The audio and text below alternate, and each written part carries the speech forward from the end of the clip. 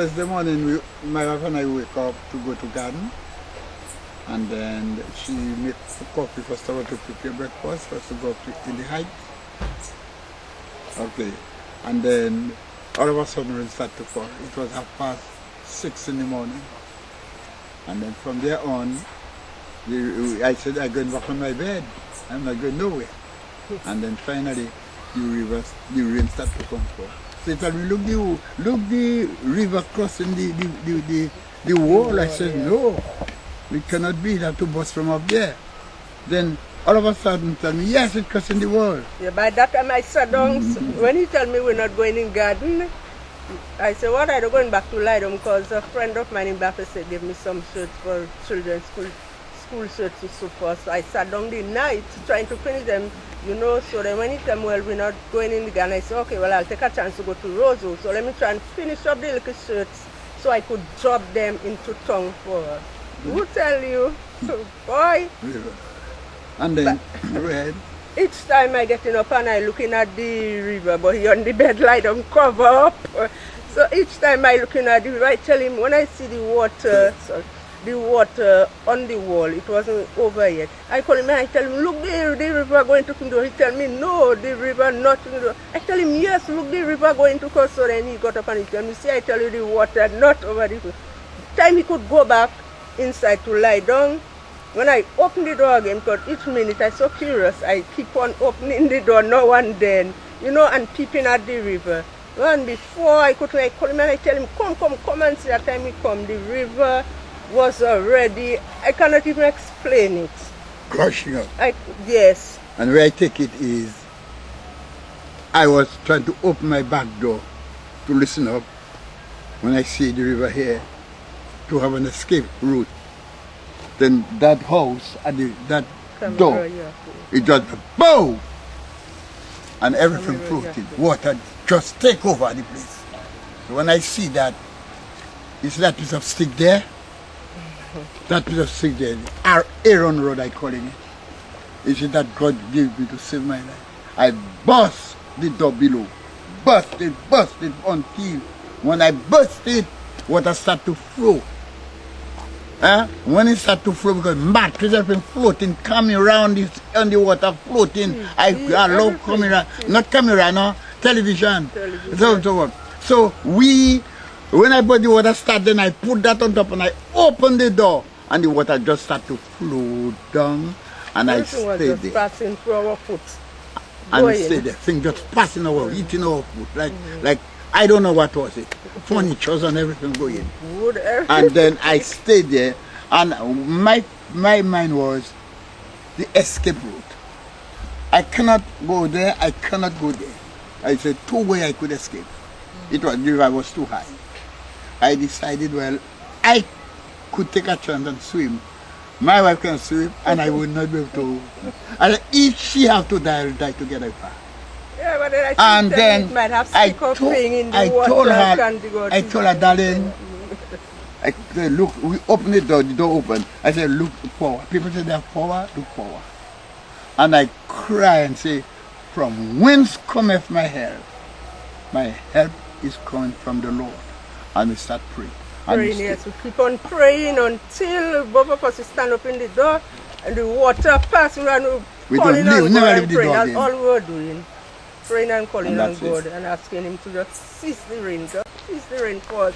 Don't let the water cease down, and so that then we couldn't escape nowhere. We are in center of desolation. But we are in the valley and shadow of death. There was no escape. No escape. But before that, the gentleman was in the house and he keep on, you know, banging on the windows, banging on his windows and calling here for help. Nobody could go and help him. The last I saw the house can't, and that was it. I cannot tell you anything else about it. When I do watch again, there was no house there. And that is the summary of the matter. Yes. And then when the water ceased down, a police officer came and another guy, they came and they helped us out of the They tell me what I want to go. I says no, it's already over. Your son tell us to tell you not to stay in the house. So I said, okay, police officers, maybe around 10 o'clock after 10. Yeah. So we go down and then we go to the police station, and that's it. And we allow the thing to go. So when you come down, we see the devastation everywhere. It was everything, fruit, stuff, everything. Everything passed through the door? No water. She's a vendor. All of these are containers, you know. Everything, mud inside of them. My transport was packed on the thing there. You turn over there, you can see the Nissan that's back there. That is my transport. So you're saying this is all that left of your possessions? Yes, the container and a few the chairs. Well, I would put them out. I get fellas to put them out. I wash what I could. And beside that, no stuff, no food. Everything in the kitchen. Everything. Washing machine, stove, my Mattresses, tin juice machine, my everything. pulper. I deal in coffee. I'm one of the biggest, I'm the largest coffee grower on the island. Oh. I'm the largest coffee grower on the island. So have you been able to get to your estate or farms? Or? Not No, not yet. No, There's no, landslide. because the van You don't have turn And I around don't have with transport anymore until I get a transport. Landslide, we have no access to the farm. Young people can walk it when I'm 83 years, I can't walk to You're go. 83? Yeah. I'm 83 now, this month. Yes, September. Yeah. Wow. So that's how it is. I don't believe Cruz will come back again.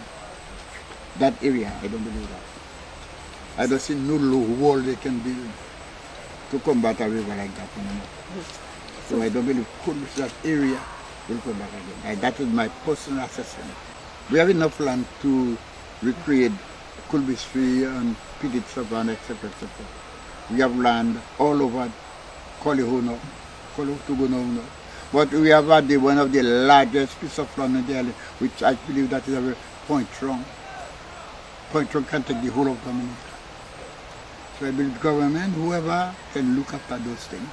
But to live in Kulbis Tree again, no, I don't want a house here, I don't want a lot here, don't leave nothing going to be. Most people, they say never them again, never them again. They don't want to live. Not what they lady, say. you don't say now. For there to again.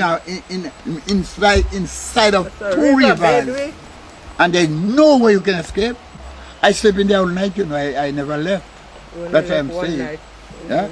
I just left one night to go for much. There I am. Everybody tell me, Mr. Don't take a chance.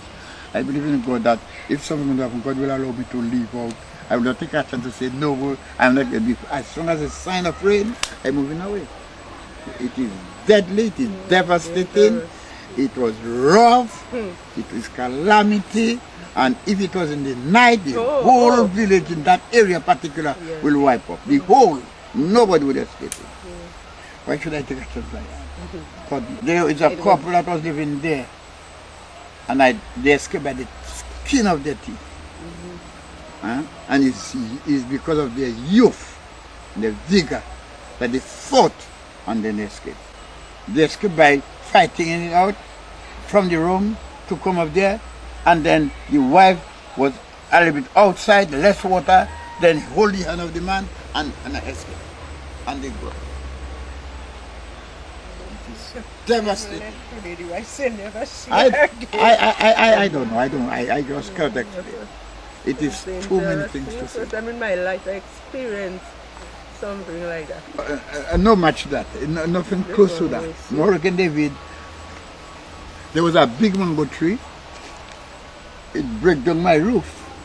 Not my roof, no, but the galvanized, right? And then all my children, I had 11 children, my wife at the time.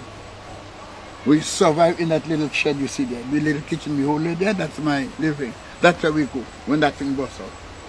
There was no rain, no river to say that scare anybody, except we. It's no comparison at all, no comparison. I don't see death during Hurricane David, but I see death and destruction in Kulbis and Thursday morning. You did not see death for Hurricane David? No. Yes, but you saw death and destruction for Tropical Erica. Yeah. Erica is bringing death and destruction. And hardly people come out, they break their doors. People are buried under sand and they have to break windows to come up. If their wife was there, a man by the Martin, the wife would have died, he wouldn't be able to lift out the woman. People inside there, it's a thing, it's a mess. Because even that house there upstairs, no roof, upstairs, those people had to try and rescue themselves, basin Yeah. over their head. Who had basin over there, who have umbrellas over their head, yes. The lady told me 4 hours they upstairs, yes. A lot of people that expect to go upstairs. That house you see. There's a step inside. Maybe. Yes, yes. Terrible, terrible, terrible. so I don't wish to experience a kind of a business situation like that. I'm a man of God. I believe in God since 1955, October 1955. I'm a man of faith, and I see that coming. And 3 weeks ago on Q95 in the Farmers Cry program, I used Revelation chapter 6. In Revelation chapter 6, we have 4 horses. We have a white horse, we have a red horse, we have a black horse, we have a pale horse. Are you listening? The white horse, I say leave it alone. It's referred to the Lord Jesus Christ. The red horse is war. The black horse is famine. And the pale horse is death, symbol of death. And look at what happened. I said loud and clear to the world to hear me. We have problem, Dominica. I saw Dominica, my country, for the past 3 years, and we think we have to go through disaster because we have too many evil spirit people. We don't have people that love the country. We don't have people that love the Lord. And that is where God gave me that as a symbol of Aaron rod to save my life. That, well, I have, you know, spice, they call cannel. You know it? You know Spice. Spice? So I have a some spice. So they bring some spice here for me to clean. So I put that one inside the house. I do not know why. I don't know why. That is a miracle. And that is the road that saved me. And I call it Aaron Road. If you know about Aaron Road at all. God bless you. You just have to give God all the glory and the honor belongs to Him. Yeah. God. If it wasn't for God, we would not be alive.